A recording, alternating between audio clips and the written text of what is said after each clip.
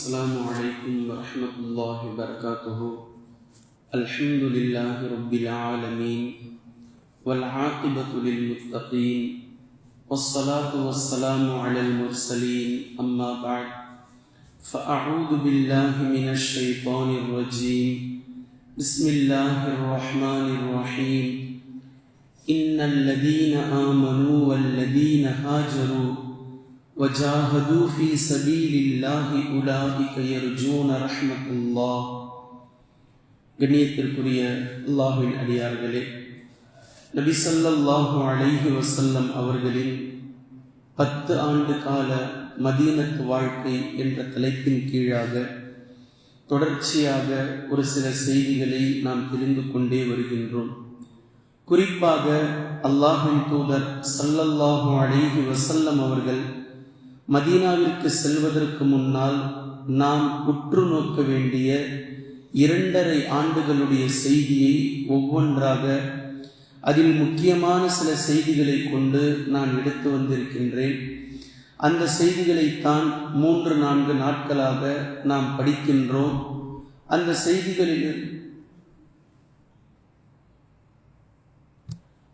செய்திகளிலிருந்துதான் நபி ஸல்லல்லாஹு அலைஹி வஸல்லம் அவர்கள் ஏன் மதீனாவிற்கு சென்றார்கள், செல்வதற்கான நோக்கம் என்ன என்பதையெல்லாம் நம்மால் புரிந்து கொள்ள முடிகின்றது. இப்போது அல்லாஹ்வின் தூதர் ஸல்லல்லாஹு அலைஹி வஸல்லம் அவர்கள் மதீனாவிற்கு செல்லக்கூடிய அந்த தருணம், ஹிஜ்ரத் என்ற வரலாற்றில் இருக்கக்கூடிய அந்த பெயரை நாம் படிக்கின்றோம். ஹிஜ்ரத் என்பது நாடு துறந்து தீனுக்காக, மார்க்கத்திற்காக, அல்லாஹ்விற்காக வீட்டை விட்டு, மனைவி மக்களை விட்டுவிட்டு, சொந்தம் பந்தங்களை விட்டுவிட்டு, தொழிலை விட்டுவிட்டு, சொத்து சுகங்களை விட்டுவிட்டு, இப்படி எல்லாவற்றையும் விட்டு அல்லாஹ் எதை வெறுக்கின்றானோ அதை தானும் வெறுத்து அல்லாஹ் எதை விரும்புகின்றானோ அதன் பக்கம் செல்வதற்கு ஹிஜ்ரத் என்று சொல்லப்படுகின்றது. இதைத்தான் நபி ஸல்லல்லாஹு அலைஹி வஸல்லம் அவர்களும் அவர்களோடு ஈமான் கொண்ட அந்த உத்தமர்களும் செய்தது. அதைத்தான் வரலாற்றில் நாம் ஹிஜ்ரத் என்று சொல்கின்றோம். இப்போது அந்த ஹிஜ்ரத்தை இன்ஷா அல்லாஹ் நாளைய தினம் தொடர்ச்சியாக ஒவ்வொன்றாக அந்த செய்திகளோடு சம்பவத்தோடு நாம் பார்க்கலாம். அதற்கு முன்னால் ஹிஜ்ரத் என்ற ஒட்டுமொத்த அந்த விஷயத்தையும் ஒன்றாக நாம் எடுத்தால் அதில் சில படிப்பினைகள் நமக்கு இருக்கின்றது. அந்த படிப்பினையை நாம் உற்று நோக்க வேண்டும். முதலில் ஹிஜ்ரத் என்பது சாதாரணமான ஒரு விஷயம் அல்ல. ஒரு கடையில் வேலை செய்யக்கூடிய நாம் இன்னொரு கடைக்கு வேலைக்கு செல்வதற்கு யோசிக்கின்றோம். இங்க நின்றுட்டு அங்க போறதுக்குள்ள என்ன ஆகும், இங்க என்ன சம்பளம், அங்க என்ன சம்பளம், அவர் எப்படி நடந்துப்பாரு, இவர் எப்படி நடந்துகிட்டு இருக்கிறார், எத்தனை போராட்டங்கள். ஒரு கடையில் வேலை செய்யக்கூடிய நாம் இன்னொரு கடைக்கு மாறுவதற்குள்ளாக இத்தனை போராட்டங்கள் நமக்கு இடையில். ஆனால் சொந்த ஊரை விட்டு, மனைவி மக்களை விட்டு, தொழிலை விட்டு, என்ன அந்த ஊரில் நடக்கும், எப்படி இருப்பார்கள், எப்படி நடந்து கொள்வார்கள், உணவு பழக்கங்கள் வேறு, சீதோஷண நிலை வேறு, அனைத்துமே வேறு. இருந்தாலும் அல்லாஹ்விற்காக செல்வது என்பது முடிவானதற்கு பின்னால் ஒட்டுமொத்தத்தையும் இங்கு விட்டுவிட்டு அல்லாஹுக்காக அந்த பகுதிக்கு செல்லக்கூடிய அந்த துணிச்சல் உண்மையாகவே சஹாபாக்களை தவிர வேறு யாருக்கும் வராது. அவ்வளவு நேசித்தார்கள் இந்த தீனை, அவ்வளவு நேசித்தார்கள் இந்த மார்க்கத்தை. சும்மா சொல்லக்கூடாது. நபி ஸல்லல்லாஹு அலைஹி வஸல்லம் அவர்களின் மீது அளவு கடந்த நேசம் இன்று வாய்மொழியாக நாம் பேசுகின்றோம். உண்மையாகவே அல்லாஹ்வின் தூதர் ஸல்லல்லாஹு அலைஹி வஸல்லம் அவர்களுக்கு உயிரை கொடுப்பதற்கு துணிந்த அந்த உத்தமர்கள் உண்மையிலே உயிரையும் கொடுத்தார்கள். அந்த அளவிற்கு தெளிவாக அவர்கள் இருந்தார்கள். உண்மையா வாயால சொல்லல, ஒட்டு மொத்தத்தையும் செயல் ரூபமாக செய்து காட்டினார்கள். இப்போது அந்த ஹிஜ்ரத்திலிருந்து நமக்கு கிடைக்கப் பெறுகின்ற ஒரு சில விஷயங்களில் உன்னிப்பாக நாம் ஒன்றன் பின் ஒன்றாக சில விஷயங்களை பார்க்க வேண்டும். ஹிஜ்ரத்தை ஒட்டுமொத்தமாக நீங்கள் எடுத்து பார்ப்பீர்களே ஆனால் முதலாவதாக ஒரு விஷயம் நமக்கு தென்படும். அது அர்ப்பணிப்பு, தியாகம், குர்பானி. ஆட்டை அறுப்பதல்ல, மாட்டை அறுப்பதல்ல. இந்த இடத்தில் சஹாபாக்கள் தன்னையே குர்பானி தந்திருக்கிறார்கள். தங்களையே குர்பானி கொடுத்திருக்கிறார்கள். தங்களுடைய உறவினர்களை, தங்களுடைய மனைவி மக்களை, தங்களுடைய செல்வங்களை, தங்களுடைய சொத்துக்களை ஒட்டுமொத்தமாக அல்லாஹுக்காக அர்ப்பணித்துவிட்டு நபி அவர்கள் எந்த ஊரில் வசிக்கிறார்களோ அந்த ஊரில் நபி அவர்களுக்கு பாதுகாப்பாக இருப்போம். அல்லாஹு தஆலா எந்த ஊரில் தனது தீனை உயர்த்துவதற்காக இருக்க செய்கின்றானோ அந்த ஊரில் அவனுடைய மார்க்கத்தை உயர்த்துவதற்காக நாம் இருப்போம். உயிர் இருக்கும் வரை இருப்போம். அல்லாஹு தஆலா எப்போது நமக்கு மௌத்தை கொடுக்கின்றானோ அப்போது அந்த தீனுக்காகவே இறப்போம் என்ற மிக தெளிவான சித்தாந்தத்தில் சஹாபாக்கள் இருந்ததை நாம் பார்க்கின்றோம். ஒட்டுமொத்தத்தையும் அர்ப்பணித்து விட்டார்கள். இன்று இஸ்லாம் நம்மிடையில் நாம் எடுக்கக்கூடிய இந்த இஸ்லாம் எந்த கஷ்டமும் நாம் படல. அம்மா அப்பா முஸ்லீம், நாமளும் முஸ்லீம். அப்புறம் நம்மளுடைய பிள்ளைகளுக்கும் முஸ்லீம் பேரை வச்சோம், அவரும் முஸ்லீம். அப்படியே முஸ்லீம் முஸ்லீம் போய்கிட்டு இருக்கு. இப்போ இஸ்லாத்திற்காக நாம் என்ன செய்தோம்? இந்த தீனில் நாம் இருப்பதினால் தீனுக்கு எந்த பெருமையும் இல்லை. தீனை பின்பற்றுவதனால் நமக்குத்தான் பெருமை இருக்கின்றது. நமக்குத்தான் தீனை பின்பற்றுவதனால் பெருமை, தீனுக்கு எந்த பெருமையும் இல்லை. இப்போ இந்த தீன் நம்மை பெருமைப்படுத்தியதினால் தீனுக்காக நாம் செய்த அர்ப்பணிப்பு, நம்முடைய இத்தனை ஆண்டு கால வாழ்க்கை என்ன அர்ப்பணிப்பு செய்திருக்கின்றோம்? சஹாபாக்களுடைய வாழ்க்கை வரலாற்றை 1400 ஆண்டு கால இஸ்லாத்தை நீங்கள் தோண்டி எடுத்தால் இந்த இஸ்லாத்திற்கு அடியில் பல சஹாபாக்களுடைய ரத்தங்கள் புதைக்கப்பட்டிருக்கின்றது. இவ்வளவு தெளிவா இந்த மார்க்கம், இந்த 24% உலக மக்கள் ஒட்டுமொத்தமும் 57 நாடுகள் இன்று இஸ்லாமிய நாடு என்று சொன்னால் அதற்கு காரணம் அவர்களுடைய தியாகம். அந்த தியாகம் புதைந்திருக்கின்றது. அந்த தியாகத்தின் மேல்தான் இன்று 57 இஸ்லாமிய நாடுகள் என்று கட்டமைக்கப்பட்டிருக்கின்றது. லா இலாஹ இல்லல்லாஹ் முஹம்மதுர் ரசூலுல்லாஹ் என்ற கலிமாவை முழு மூச்சாக தெளிவாக உணர்ந்ததினால் அந்த கலிமாவிற்காக அவர்கள் கொடுத்த அர்ப்பணிப்பு, தியாகம், ரத்தங்கள், இதன் மீதுதான் இன்று இஸ்லாம் உயர்ந்து நிற்கிறது. நாம் அப்படியே முஸ்லிம் சொல்லி பாவலா காட்டிக்கிட்டு நாம் சென்று கொண்டிருக்கின்றோம். கண்ணியத்திற்குரிய அல்லாஹ்வின் அடியார்களே, ஒவ்வொரு சஹாபாக்களுடைய அர்ப்பணிப்புகளும், நேற்றைய தினம் சில செய்திகளை நான் உங்களுக்கு சொன்னேன். மனைவி ஒரு பக்கம், கணவர் மறுபக்கம், பச்சிலம் குழந்தை இன்னொரு பக்கம் ஹிஜ்ரத் செய்தார்கள். சுஹைப் ரலியல்லாஹு அன்ஹு அவர்கள் ஒட்டுமொத்த சொத்துக்களை விட்டு ஹிஜ்ரத் செய்தார்கள். ஒவ்வொரு சஹாபாக்களுடைய ஹிஜ்ரத்துக்கு பின்னாலும் ஒரு வேதனை, ஒரு துன்பம், ஒரு கஷ்டம் இருந்தது. ஒட்டுமொத்தமாக அல்லாஹுக்காக அதை அப்படியே விட்டு சகித்தார்கள், பொறுத்தார்கள். உயிர் போனாலும் பரவாயில்லை, இதுதான் அல்லாஹ்வினுடைய விருப்பம். அல்லாஹ்வின் தூதர் ஸல்லல்லாஹு அலைஹி வஸல்லம் அவர்களுடைய விருப்பமில் அதை ஏற்க தயாராக இருக்கின்றோம் என்று சென்ற அந்த உத்தமர்கள், அதுதான் ஹிஜ்ரத்தில் நமக்கு கிடைக்க பெறக்கூடிய முதல் படிப்பினை, அர்ப்பணிப்பை நாம் பார்க்கின்றோம். இன்று தீனுக்காக நமக்கு தொழுகையில் நிற்பதில் கஷ்டம், பின்பு வேற ஏதாவது ஒரு தீனுடைய வேலை, அதில் சிரமம், அதில் கஷ்டம். எவ்வளவு இலகுவாக்க முடியுமோ அவ்வளவு இலகுவை நாம் பார்க்கின்றோம். ஒரு தீனுடைய சிரமம் ஏதாவது ஒன்று இருந்தா இதை எப்படியெல்லாம் லேசாக்க முடியும், இதை எப்படியெல்லாம் ஹதீஸ் எங்காவது லேஸ், தீன லேசுன்னு சொல்லிட்டாங்க நபி ஸல்லல்லாஹு அலைஹி வஸல்லம், லேசை எங்கிருந்தெல்லாம் எடுக்கலாம், இலகுவானதை எங்கிருந்தெல்லாம் பிடிக்கலாம் என்று நம்முடைய தாட், நம்முடைய சிந்தனை. ஆனால் எவ்வளவு அர்ப்பணிக்க முடியுமோ அவ்வளவு அர்ப்பணிப்பை நான் தருகின்றேன் அல்லாஹ்வின் தூதரே. எங்களுக்கு நீங்கள் கொடுப்பதை விட எங்களிடமிருந்து எடுத்துக்கொள்வதை நாங்கள் நேசிக்கின்றோம். எடுத்துக்கொள்ள எதையெல்லாம் நீங்கள் எடுக்கணுமோ, எங்கள் வீட்டை எடுத்துக்கொள்ளுங்கள், எங்கள் பிள்ளை குட்டிகளை எடுத்துக்கொள்ளுங்கள், எங்களுடைய செல்வத்தை எடுத்துக்கொள்ளுங்கள். ஒரு கட்டத்தில் எங்களுடைய உயிர் உங்களுக்கு தேவைப்படுமானால் இந்த தீனுக்கு அதையும் எடுத்துக்கொள்ளுங்கள், பிரச்சனை இல்லை. ஆனால் இந்த அர்ப்பணிப்பு இந்த தீனுக்காக இருக்கும் எனில், அடுத்த கட்டம் இதை நோக்கித்தான் இந்த தீன் செல்லும் எனில், அதற்கு நாங்கள் கொடுப்பதற்கு தயாராக இருக்கின்றோம் என்று இந்த ஹிஜ்ரத்துக்கு பின்னால் இருக்கக்கூடிய முதல் விஷயம் அர்ப்பணிப்பை நாம் உணர வேண்டும். ஹிஜ்ரத் நமக்கு பாடம் புகட்டுகின்றது. சஹாபாக்களுடைய அர்ப்பணிப்பு இந்த ஹிஜ்ரத்தில் மிகப்பெரிய பங்காற்றி இருக்கின்றது. இரண்டாவது விஷயம் நிராசை அடையாமை. 13 ஆண்டுகளாக அல்லாஹ்வின் தூதர் ஸல்லல்லாஹு அலைஹி வஸல்லம் அவர்கள் இந்த தீனை சொல்கின்றார்கள்.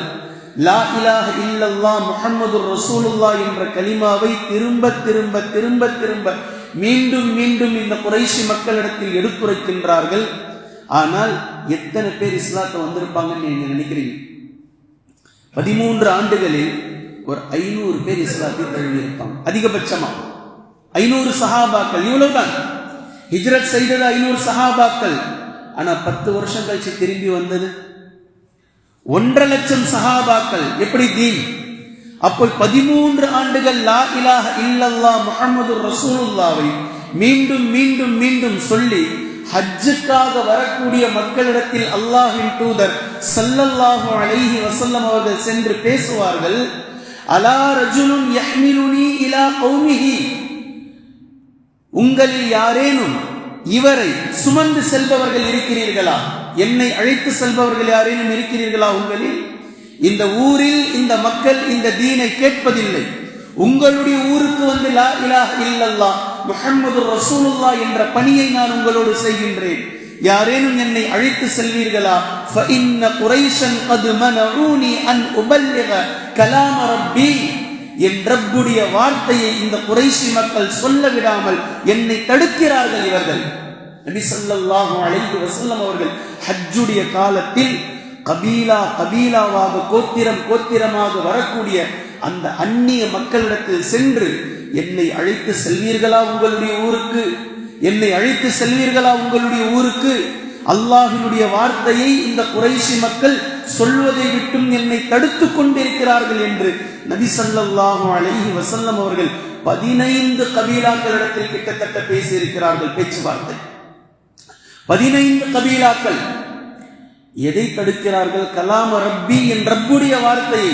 எந்த வார்த்தை? லா இலாஹ இல்லல்லாஹ் முஹம்மது ரசூலுல்லாஹ். அவ்வளவுதான். லா இலாஹ இல்லல்லாஹ் முஹம்மது ரசூலுல்லாஹ் 15 கபீலாக்களிடத்தில் பேசி 16ஆவதாக வந்து ஒப்பந்தம் போட்டுக் கொண்டவர்கள் தான் மதீனத்து தோழர்கள், அவுஸ் ஹஸ்ரஜ் என்று சொல்லக்கூடியவர்கள். அதைத்தான் முதல் அகபா என்றும் 2வது அகபா என்றும் நாம் பார்த்தோம். குறைஷிகளுடைய பேச்சுவார்த்தை எத்தனை கட்ட பேச்சுவார்த்தை! நபி ஸல்லல்லாஹு அலைஹி வஸல்லம் அவர்களை அவ்வப்போது அழைத்து, உங்களுக்கு என்ன வேண்டும் சொல்லுங்கள், உங்களுக்கு என்னதான் பிரச்சனை? லா இலாஹ இல்லல்லாஹ்வை பிடித்துக் கொண்டு ஏன் இப்படி தொங்குறீங்க? என்ன பிரச்சனை உங்களுக்கு?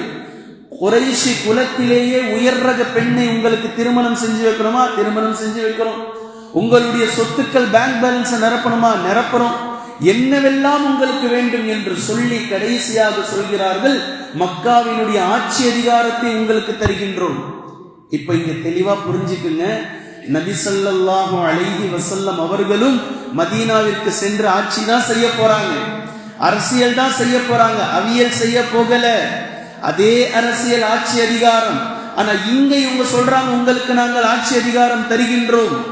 இப்ப நபி ஸல்லல்லாஹு அலைஹி வஸல்லம் அவர்கள் தெல்ல தெளிவாக அதை மறுத்தார்கள். நான் செய்ய போகும் ஆட்சி அதிகாரம் என்பது அல்லாஹுக்கே ஆட்சி அதிகாரம், அதன் கீழாக ஹலீஃபாக்களாக நாங்கள் இருப்போம். இந்த அரசியலை இங்கு நீங்கள் தரமாட்டீர்கள், இந்த அரசியலை நீங்கள் இங்கு தரமாட்டீர்கள். நான் சென்று நானாகவே வந்து அதே அரசியலை இங்கு நிலைநாட்டுவேன். சொல்றது புரியுதா? குறைஷி மக்கள் நபி ஸல்லல்லாஹு அலைஹி வஸல்லம் அவர்கள் கிட்ட பேச்சுவார்த்தை நடத்துறாங்க. உங்களுக்கு ஆட்சி அதிகாரம் தான் வேணும்னா அதை நாங்க கொடுக்கிறோம். ஆனா நபி ஸல்லல்லாஹு அலைஹி வஸல்லம் அவர்கள் ஒரே வார்த்தை லா இலாஹ இல்லல்லாஹ் முஹம்மது ரசூலுல்லாஹ்வின் மீது மட்டும் நின்றார்கள். எனக்கு எதுவுமே தேவையில்லை, இதுதான் தேவை. இதை நிலைநாட்ட விடுவீங்களா? லாத்தையும் உஸ்ஸாவையும் யகூஸையும் யஊஸையும் நஸ்ரையும் ஒட்டுமொத்தத்தையும் தூக்கணும் காபத்துல்லாஹ்ல இருந்து. லா இலாஹ இல்லல்லாஹ், இந்த அரசியல் நீங்கள் செய்ய விடுவீர்களா? இதுதான் நபி ஸல்லல்லாஹு அலைஹி வஸல்லம் அவர்களுடைய பாயிண்ட். இப்ப நபி ஸல்லல்லாஹு அலைஹி வஸல்லம் அவர்கள் 15 கபீலாக்களிடத்தில் பேசியும் ஒரு நாளும் நிராசை அடைந்ததில்லை. நபி ஸல்லல்லாஹு அலைஹி வஸல்லம் அவர்களோடு இஸ்லாத்தை ஏற்றுக்கொண்ட ஆரம்ப கால சஹாபாக்கள் அபூபக்கர் சித்தீக் ரலியல்லாஹு அன்ஹு, அலி இப்னு அபீ தாலிப் ரலியல்லாஹு அன்ஹு 11 வயது இஸ்லாத்தை அவர்கள் ஏற்கும்போது அண்ணனுக்காக அப்படி ஒரு பாதுகாப்பு. அலி ரலியல்லாஹு அன்ஹு அவர்களுடைய அர்ப்பணிப்பு. அப்துல்லாஹ் இப்னு மஸ்ஊத் ரலியல்லாஹு அன்ஹு, எந்த சஹாபியும் நிராசை அடையலையே. முஹம்மதே, அல்லாஹ்வின் தூதரே, நீங்களும் கலிமாவை திரும்ப திரும்ப சொல்கிறீர்கள், நீங்கள் சொன்னதின் அடிப்படையில் நாங்கள் ஏற்றுக்கொண்டோம், ஆனா யாரும் ஏற்க மாட்டேன்றாங்களே. பிரச்சனையா இல்ல இருக்கு, பிரச்சனைக்கு மேல பிரச்சனையா இல்ல இருக்கு. இப்படியா நம்ம இருக்கணும்? பிலால் ரலியல்லாஹு அன்ஹு ஒரு நாளும் கேட்கலையே, ஹப்பாப் ரலியல்லாஹு அன்ஹு அவர்கள் ஒரு நாளும் இப்படி கேட்கலையே. நாமளா இருந்தா ஒரு நாள் 2 நாள் சொல்லியாச்சுங்க, கேட்க மாட்டேன்றாங்க. எவ்வளோ சொல்லியாச்சுங்க. 13 வருடங்கள் திரும்ப திரும்ப திரும்ப திரும்ப திரும்ப இதை சொல்லி சொல்லி சொல்லி சொல்லி கடைசியாக அல்லாஹ் நிர்ணயிக்கின்றான் மதீனாவை. அது வரைக்கும் நிராசை அடையாமை நபி ஸல்லல்லாஹு அலைஹி வஸல்லம் அவர்களுடையதும் சஹாபாக்களுடையதும் தீனில் நிலைத்து நின்றலை நாம் பார்க்கின்றோம். அல்லாஹ்வுடைய வாசல் எங்கேனும் நமக்காக திறக்கப்படும்.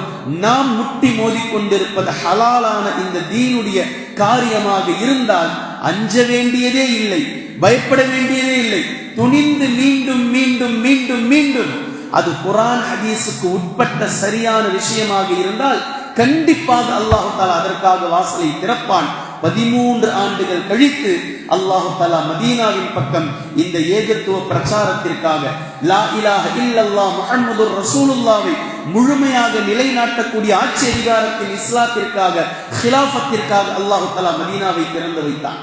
கண்ணியத்திற்குரிய அல்லாஹ்வின் அடியார்களே, இதில் நாம் தெளிவாக இருக்க வேண்டும். நாம் முயற்சி செய்வது, நாம் எடுத்திருக்கக்கூடிய பாதை அது தீனுடைய பாதை எனில் நாம் நிராசை அடைய வேண்டிய அவசியமே இல்லை. மீண்டும் மீண்டும் மீண்டும் முயற்சி செய்ய வேண்டியதுதான். ஒட்டுமொத்த நபிமார்களும் இப்படித்தான் நின்றார்கள், நிலைத்து நின்றார்கள். உயிர் போனாலும் நாம் நிற்பது ஹலாலான வழி, நாம் நிற்பது அல்லாஹுக்காக. இதில் எந்த விதமான சமரசமும் இல்லை, முட்டி மோதிக்கொண்டே இருக்க வேண்டியதுதான் என்பதில் மிக தெளிவாக ஒட்டுமொத்த நபிமார்களும் இருந்தார்கள். அவர்களின் பாதையில் முஹம்மது ஸல்லல்லாஹு அலைஹி வஸல்லம் அவர்களும் சஹாபாக்களும் மிக தெளிவாக 13 ஆண்டுகள் நிராசையடையாமல் இருந்ததை, அல்லாஹ்வுடைய ரஹ்மத்தை எதிர்பார்த்து இருந்ததை, அல்லாஹ்வுடைய வாசல் திறக்கப்படும் என்று மிக நிதானமாக எதிர்பார்த்து இருந்ததை நம்மால் புரிந்து கொள்ள முடிகின்றது. அல்லாஹும் மதீனாவின் பக்கம் அவர்களை திறந்து வைத்து அழைத்தான் என்பதை, இந்த நிராசை அடையாமை என்பதை ஹிஜ்ரத்திலிருந்து நம்மால் புரிந்து கொள்ள முடிகின்றது. பின்பு மூன்றாவது, அதற்கு அடுத்ததாக ஒட்டுமொத்த பயணங்கள் நபி ஸல்லல்லாஹு அலைஹி வஸல்லம் அவர்கள் பல பயணங்களை செய்திருக்கிறார்கள். ஆனால் ஒட்டுமொத்த பயணத்தில் இந்த 23 ஆண்டுகால பயணத்தில், ஏன் 63 ஆண்டுகால பயணத்தில் மக்காவிலிருந்து மதீனாவிற்கு சென்ற ஹிஜ்ரத் பயணம் இருக்கிறது. இதுதான் கடினமான பயணம், இதுதான் ஆழமான பயணம். இந்த பயணத்தை நபி ஸல்லல்லாஹு அலைஹி வஸல்லம் அவர்கள் மேற்கொண்டால் குறைஷி மக்கள் எப்படிப்பட்ட கபலீகரத்தில் ஈடுபடுவார்கள், எப்படி அமளி துமளி இந்த மக்கா நகரத்தை செய்வார்கள் என்பதையெல்லாம் திட்டவட்டமாக நபி ஸல்லல்லாஹு அலைஹி வஸல்லம் அவர்கள் உணர்ந்துதான் இருந்தார்கள். செல்வதற்கு முன்பும் சென்றதற்கு பின்பும் நம்மை எப்படியெல்லாம் சல்லடையாக தேடுவார்கள், நம்மை நோக்கி எப்படி படையெடுத்து வருவார்கள், எல்லாம் நபி ஸல்லல்லாஹு அலைஹி வஸல்லம் அவர்கள் மிக தெளிவாக புரிந்து வைத்திருந்தார்கள். இந்த பயணத்தில் நபி ஸல்லல்லாஹு அலைஹி வஸல்லம் அவர்கள் தன்னுடைய பயணத்தோழராக அபூபக்கர் சித்தீக் ரலியல்லாஹு அன்ஹு அவர்களை அழைத்து செல்வதற்கு தீர்மானிக்கிறார்கள்.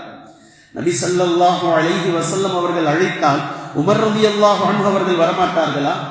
உஸ்மான் இப்னு அஃபான் ரலியல்லாஹு அன்ஹு அவர்கள் வரமாட்டார்களா? ஏனைய சஹாபாக்கள் வரமாட்டார்களா? ஏன் அபூபக்கர் சித்தீக் ரலியல்லாஹு அன்ஹு அவர்களை தேர்வு செய்கிறார்கள்? நண்பரை தேர்வு செய்வதில் மிக கவனம் தேவை. ஒவ்வொரு முஃமினுக்கும் யார் தன்னுடைய நண்பர் என்பதை தீர்மானிக்கப்பட வேண்டும். யார் தன்னை அல்லாஹ்வுடைய பயத்தை ஊட்டுவார், யார் சொர்க்கத்திற்கு வழிகாட்டுவார், யார் நபி ஸல்லல்லாஹு அலைஹி வஸல்லம் அவர்களுடைய சுன்னாவை கடைபிடிக்கும்படி நமக்கு ஏவிக்கொண்டே இருப்பார். மிக நிதானம் தேவை நண்பருடைய விஷயத்தில். நாளை மறுமை நாளையில் வேதனையை அனுபவிக்கக்கூடிய மக்களில் அல்லாஹு தஆலா பட்டியலை சொல்றான். இவர் இப்படி வேதனை அனுபவிப்பார், இவர் இப்படி வேதனை அனுபவிப்பார். இந்த பட்டியலில் ஒருவன் வேதனையை அனுபவிப்பான். அவன் நரகத்தில் வேதனை அனுபவிக்கக்கூடிய நேரத்தில் கவலைப்பட்டு கை சேதப்பட்டு, கவலையில் இருக்கும்போது கை சேதத்தில் இருக்கும்போது நிறைய பேர் நகத்தை கடிக்கிற பழக்கம் இருக்குல்ல, இப்படி ஏதோ யோசிச்சுக்கிட்டு நகத்தை கடிக்கிற பழக்கம். நரகத்தில் இவன் வேதனை செய்யப்படும் போது நகத்தை அல்ல விரல்களை கடிப்பான், விரல்களை கடித்து துப்புவான். யார் இவன்? எப்பேற்பட்ட கை செய்தவாளி, யௌம யஅுது ஸாலிமு யதைஹி யா லைதனி லம் அத்தகிது ஃபுலானன் கலீலா. உலகத்தில் நான் இருக்கும் போது நல்ல நண்பனை தேர்ந்தெடுத்திருக்க வேண்டுமே, பாழா போன நண்பனை நான் தேர்ந்து செஞ்சேன். புலம்புவான். குர்ஆன் வசனம் பேசுது, நாளை மறுமையில் நரகத்தினுடைய வேதனையை சுவைத்துக் கொண்டு தன்னுடைய விரல்களை கடித்து துப்பிக்கொண்டு நான் நல்ல நண்பனை தேர்வு செய்திருக்க வேண்டுமே, பாழா போன நண்பனை பிடிச்சேன், கூடா நட்பு கேடாய் வந்து முடியும் என்பதை போன்று இன்று என்னை நரகத்தில் கொண்டு வந்து தள்ளிவிட்டான். அவனும் கெட்டான், என்னையும் கெடுத்தான். இவனுடைய நட்பு நம்மை இங்கு கொண்டு வந்து சேர்த்தது. இப்ப கிளாஸ்மேட் தெரியும், கிளாஸ்மேட்டும் இருக்கிறாங்க. நண்பர்களை நீங்க பார்த்திருக்கீங்களா? நல்ல விஷயத்திற்கு யாரும் வரமாட்டார்கள். இந்த சரக்கு அடிக்கிறவங்க இருக்கிறாங்கல்ல, தண்ணி அடிக்கிறவங்க, தண்ணி அடிக்கிறவங்களை நீங்க பார்த்தீங்க அப்படின்னா வலிந்து வாங்கி கொடுப்பார், மற்றதுக்கு செலவு செய்ய மாட்டார். ஆனா இந்த சரக்கு அடிக்கிற விஷயத்துல வா நான் வாங்கி தர உனக்கு. இதுதான் ஷைத்தானுடைய விஷயம். ஷைத்தான் எவ்வளவு தெளிவா இப்படி கெடுக்கிறான் பாருங்க. நட்பு விஷயத்தில் பாவம் செய்வதற்கு அவ்வளவு தெளிவாக நண்பர்கள் உதவி செய்வார்கள்.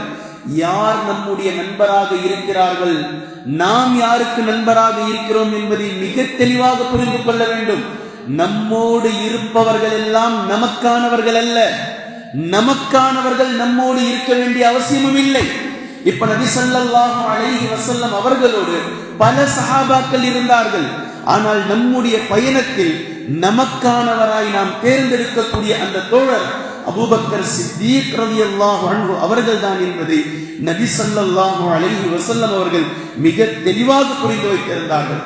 அதைத்தான் நபி அவர்கள் இப்படியும் சொன்னார்கள், அல் மர்உ அலா தீனி கலீலிஹி. ஒரு மனிதன் தனது நண்பனின் மார்க்கத்தின் மீது இருக்கிறான். எவ்வளவு பெரிய வார்த்தை, தீன். தீன். ஒரு மனிதன் தனது நண்பனின் மார்க்கத்தின் மீது இருக்கின்றான். இவனுடைய ஃப்ரெண்டு எப்படி இருப்பானோ அப்படிதான் இவனும் இருப்பான். நபி ஸல்லல்லாஹு அலைஹி வஸல்லம் அவர்கள் தீன் என்ற வார்த்தையை கொண்டு புரிய வைத்து விட்டார்கள். கண்ணியத்திற்குரிய அல்லாஹ்வின் அடியார்களே, மிக தெளிவாக நண்பர்களை தேர்வு செய்யும் விஷயத்தில் இருக்க வேண்டும் என்பதை இவ்வளவு கடினமான பயணத்திலும் அபூபக்கர் சித்தீக் ரலியல்லாஹு அன்ஹு அவர்களை தனது பயணத்தோழராக நபி ஸல்லல்லாஹு அலைஹி வஸல்லம் அவர்கள் தேர்வு செய்கிறார்கள்.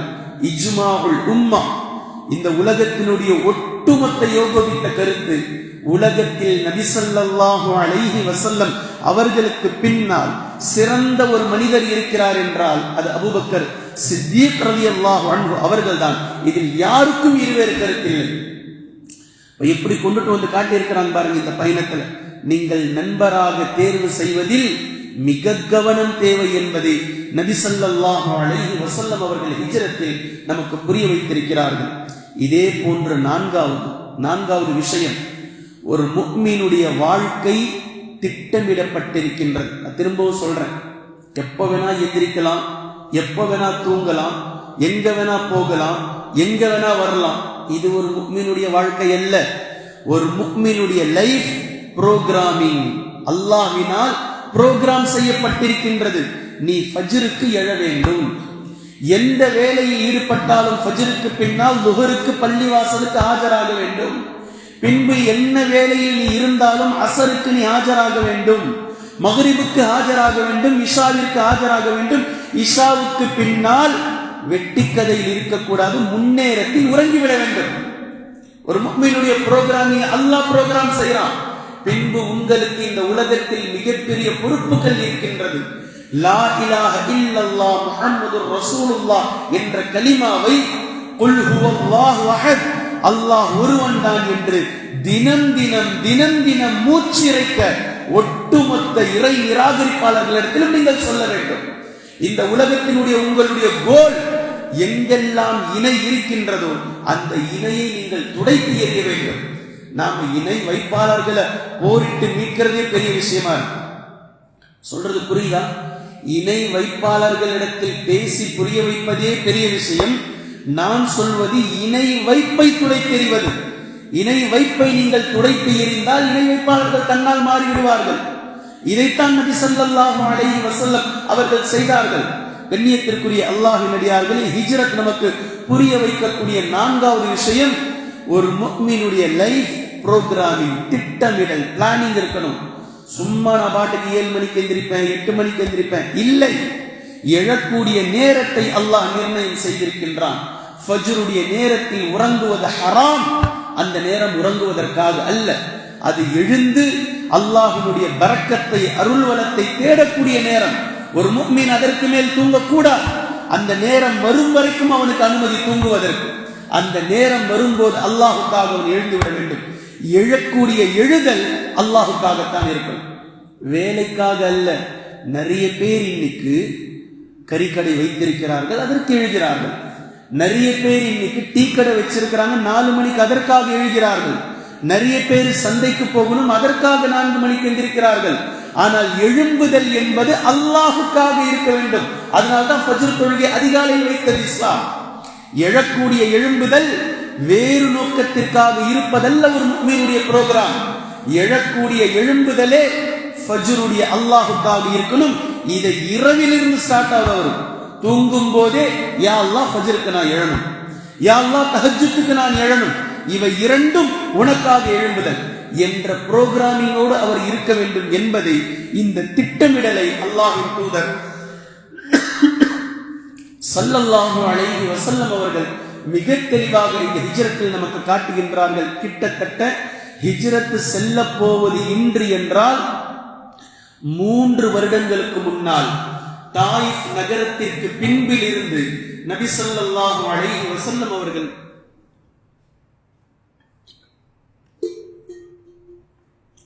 ஹிஜ்ரத்தை திட்டமிட ஆரம்பித்து விட்டார்கள்.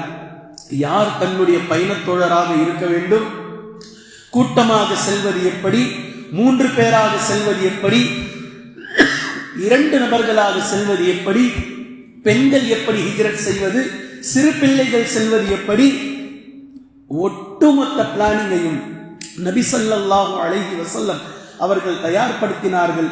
கிட்டத்தட்ட 3-4 மாதங்களுக்கு முன்பாகவே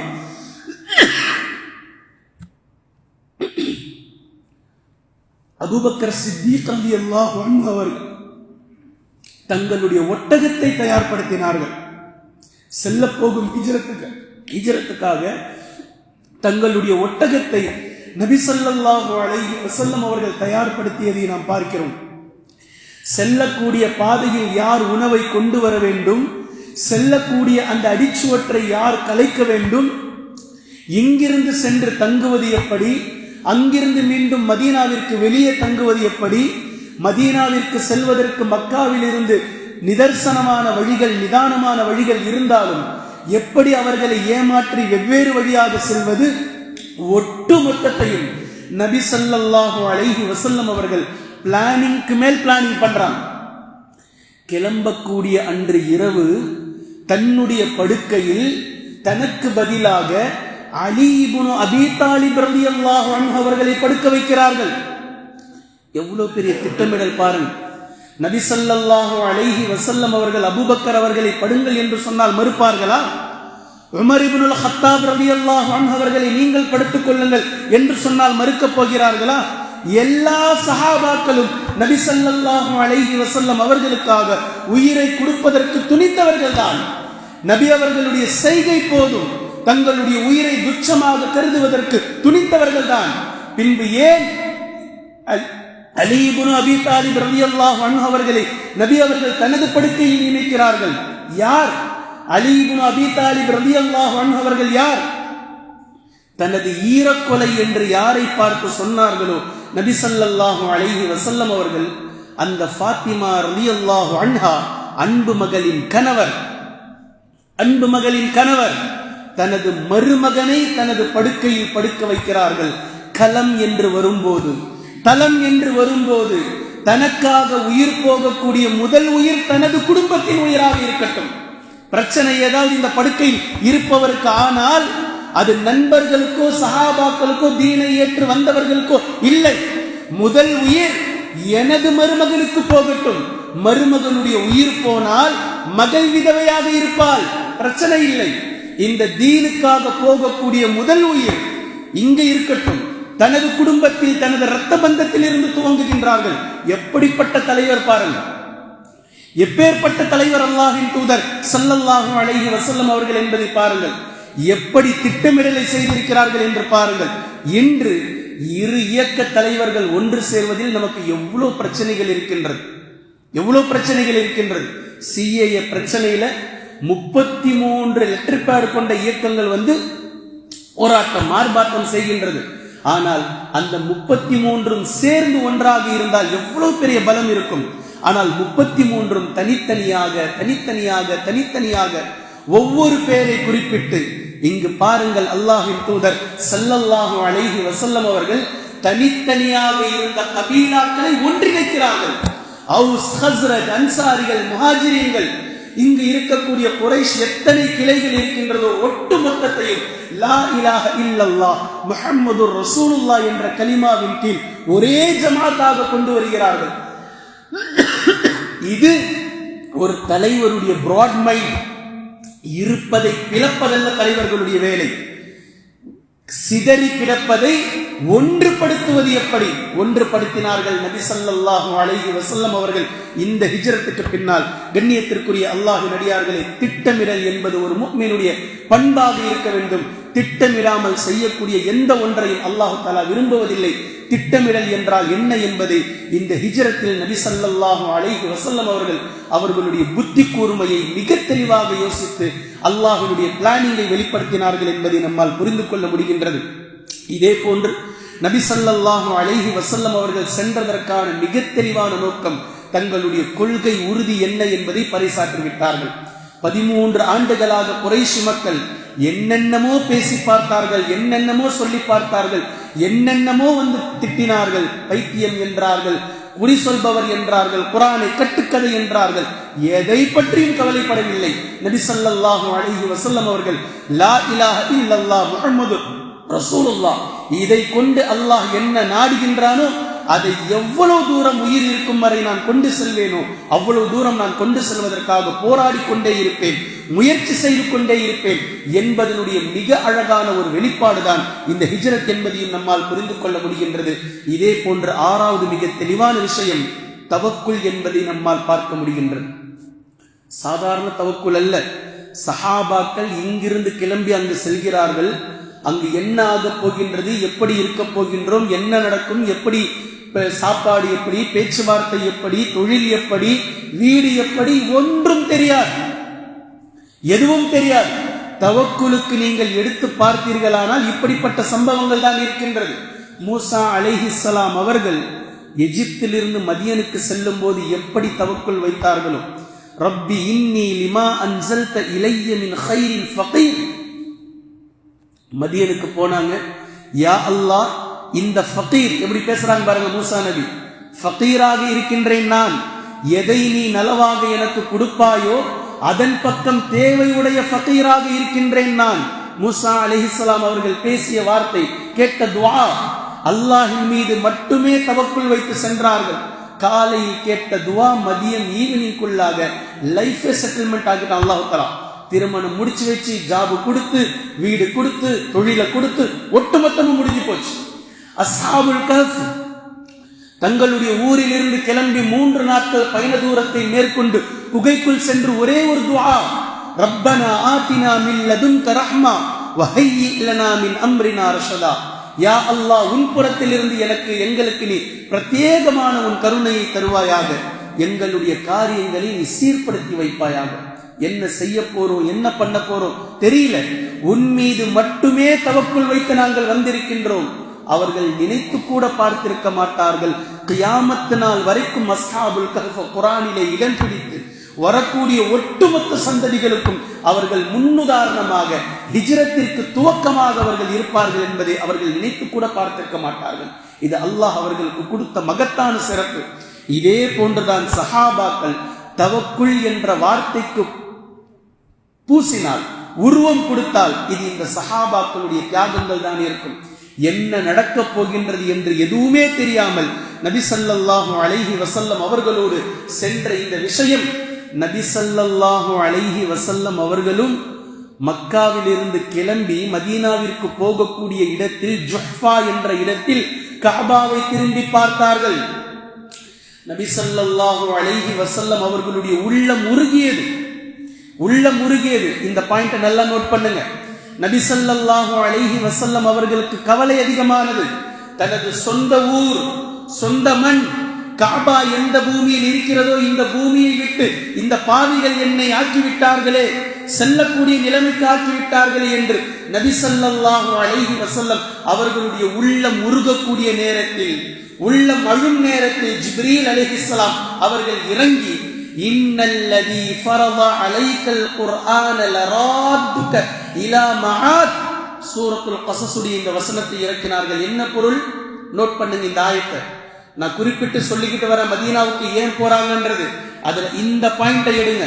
இன்னல்லதி ஃபரத அலைக்கல் குர்ஆன லராதுக இலா மஆத். நபியே, குர்ஆனுடைய ரப்பு எவனோ, இந்த குர்ஆனை எவன் இறக்கி இருக்கின்றானோ அவன் மீது சத்தியமாக நிச்சயமாக உங்களை மீண்டும் உங்களுடைய ரப் மதீனாவிலிருந்து மக்காவிற்கு கொண்டு வருவான்.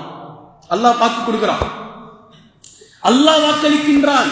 இப்ப நீங்க மதீனாவுக்கு போறீங்க, மக்காவுல தான் நீங்க நினைக்காதீங்க, மீண்டும் மதீனாவிலிருந்து உங்களை மக்காவிற்கு அல்லாஹ் கொண்டு வருவான். எப்படி கொண்டு வந்தான்? எப்படி கொண்டு வந்தான்? சும்மா போன மாதிரி அபூ ஜஹல் செத்துட்டாரு, அவங்க செத்துட்டாங்க, இவங்க செத்துட்டாங்க, இப்ப நீங்க வந்து கலிமா சொல்லிக்கிட்டு இருங்க. அப்படி அல்ல, அப்படி அல்ல. எதற்காக மக்காவை விட்டு மதீனாவிற்கு சென்றீர்களோ அந்த ஆட்சியை, அந்த அரசியலை ஃபத்ஹே மக்கா என்ற பெயரில் நபி ஸல்லல்லாஹு அலைஹி வஸல்லம் அவர்களோடு 1.5 லட்சம் சஹாபாக்களோடு மிகப்பெரிய ராஜநடையோடு மக்காவினுடைய ஆட்சியை மீண்டும் நபி ஸல்லல்லாஹு அலைஹி வஸல்லம் அவர்களை அல்லாஹ் தஆலா கொண்டு வந்து கௌரவப்படுத்தினார். இது 10 வருடங்கள், 8 வருடங்கள், 9 வருடங்கள் கழித்து நடக்க போகக்கூடிய விஷயத்தை ஹிஜ்ரத்தில் அல்லாஹ் தஆலா இறக்கி சுப செய்தி சொல்கின்றான். இன்னல்லதி ஃபரல அலைக்கல் குர்ஆன லராதுக இலா மஆத். குர்ஆன் இறக்கிய ரப்பின் மீது சத்தியமாக உம்முடைய இறைவன் உம்மை மீண்டும் காபாவிற்கு கொண்டு வருவான். இந்த கவலையில தானே நீங்க போறீங்க. உங்களை கொண்டு வரக்கூடிய அந்த நேரம் லாத்து இருக்காது, உஸ்ஸா இருக்காது, இப்ராஹிம் அலைஹிஸ்ஸலாம், இஸ்மாயில் அலைஹிஸ்ஸலாம் அவர்களை உருவப்படம் வரைந்து வைத்திருக்கிறார்கள், அது இருக்காது. ஹுபுல் இருக்காது, யகூஸ் இருக்காது, யஊஸ் இருக்காது. அன்றைய தினம் நீங்கள் காபாவில் நின்று சொல்லும் போது லப்பைக் அல்லாஹும்ம லப்பைக் லா ஷரீக லக், இந்த பூமியில் இணை இல்லாத பூமியாக மாற்றி அமைத்து உங்களை கொண்டு வருவான். இப்படிப்பட்ட ஒரு ஆட்சியை உங்களை கொண்டு வந்து அல்லாஹ் தஆலா நிலை நிறுத்துவான் என்ற சுப செய்தியை மிக தெளிவாக அல்லாஹ் தஆலா நபி ஸல்லல்லாஹு அலைஹி வஸல்லம் அவர்கள் கஅபாவிற்கும் மதீனாவிற்கும் இடைப்பட்ட ஜுஹ்ஃபா என்ற இடத்தில் இருக்கும் போதே அவர்களுடைய கவலைக்கு அருமருந்தாக, ஆறுதலாக அல்லாஹ் தஆலா சூரத்துல் கஸஸில் இருக்கக்கூடிய இந்த ஆயத்தை நம்மால் புரிந்து கொள்ள முடிகின்றது. கண்ணியத்திற்குரிய அல்லாஹ்வின் அடியார்களே, இன்றைய தினம் 7வது விஷயம். இன்றைய தினம் நமக்கும் ஹிஜ்ரத் இருக்கின்றது. இந்த நோன்பில் குறிப்பாக ஹிஜ்ரத் இருக்கின்றது. அல்லாஹ்வின் தூதர் ஸல்லல்லாஹு அலைஹி வஸல்லம் அவர்கள் சொன்னார்கள், மன் ஹாஜர இலா மா நஹல்லாஹு அன்ஹு. ஹிஜ்ரத் என்பது எவர் ஒருவர் அல்லாஹ் எதை வெறுக்கின்றானோ, அதை எவர் வெறுப்பாரோ அது ஹிஜ்ரத். அல்லாஹ் பாவமான காரியங்களை வெறுக்கின்றான், அல்லாஹ் இணை வைப்பை வெறுக்கின்றான், அல்லாஹ் ஷிர்கை வெறுக்கின்றான். அல்லாஹு தஆலா எண்ணற்ற பாவங்கள் என்று எது அல்லாஹும் அல்லாஹுடைய தூதர் ஸல்லல்லாஹு அலைஹி வஸல்லம் அவர்கள் கூறினார்களோ இந்த பாவங்களை அல்லாஹ் வெறுக்கின்றான். ஒரு முஃமின் இதை வெறுப்பார், ஒரு முஃமின் இதை வெறுப்பார். இது ஹிஜ்ரத். இதுதான் மிக தெளிவான ஹிஜ்ரத். வீட்டுக்குள் இருக்கும் போதும் சரி, பள்ளிக்குள் இருக்கும் போதும் சரி, வியாபாரத்தில் இருக்கும் போதும் சரி, அல்லாஹும் அல்லாஹுடைய ரசூல் ஸல்லல்லாஹு அலைஹி வஸல்லம் அவர்களும் எதை பாவம் என்று வெறுத்தார்களோ, எதை வெறுத்து ஒதுக்கினார்களோ அதை ஒரு முஃமின் தனது உள்ளத்தாலும் உணர்வாலும் தனது செயலாலும் தனது உடலாலும் வெறுத்து ஒதுக்கினால் இன்ஷா அல்லாஹ் அவர் ஹிஜ்ரத்துடைய பாதையில் இருக்கிறார். கண்ணியத்திற்குரிய அல்லாஹ்வின் அடியார்களே, குறைந்தபட்சம் இந்த ஹிஜ்ரத்தையாவது நாம் செய்ய வேண்டும். நாம் நாடு துறக்க போறதில்லை, மனைவி மக்களை விட போறதில்லை, சொந்த தொழிலை விட போறதில்லை. இந்த தீனுக்காக குறைந்தபட்சம் இருக்கக்கூடிய ஊரில், இருக்கக்கூடிய வீட்டில், இருக்கக்கூடிய பள்ளி வாசலில், இருக்கக்கூடிய தொழிலில், அதே ஊரில் அல்லாஹும் அல்லாஹுடைய ரசூலும் எதை வெறுத்தார்களோ அதை நாமும் வெறுத்து பழக வேண்டும். அல்லாஹும் அல்லாஹுடைய ரசூல் ஸல்லல்லாஹு அலைஹி வஸல்லம் அவர்களும் எதை விரும்பினார்களோ அதை நாம் விரும்பி பழக வேண்டும். அந்த விருப்பத்தின் பக்கம் நாம் செல்ல வேண்டும். இது ஒரு உண்மையான முஃமினுடைய ஹிஜ்ரத்திற்கு சான்றாக இருக்கும். எனவே கண்ணியத்திற்குரிய அல்லாஹ்வின் அடியார்களே, ஹிஜ்ரத் செய்யக்கூடிய ஹிஜ்ரத்திலிருந்து நமக்கு கிடைத்த பாடங்கள் இவைகள். இன்ஷா அல்லாஹ் நபி ஸல்லல்லாஹு அலைஹி வஸல்லம் அவர்களுடைய ஹிஜ்ரத் எப்படி இருந்தது சம்பவமாக இன்ஷா அல்லாஹ் தொடர்ச்சியாக நாம் பார்க்கலாம். குர்ஆனையும் ஹதீஸையும் தெளிவாக விளங்கக்கூடிய நன்மக்களாகவும் அதை நடைமுறைப்படுத்தக்கூடிய மக்களாகவும் அல்லாஹ் நம்மை ஆக்குவானாக.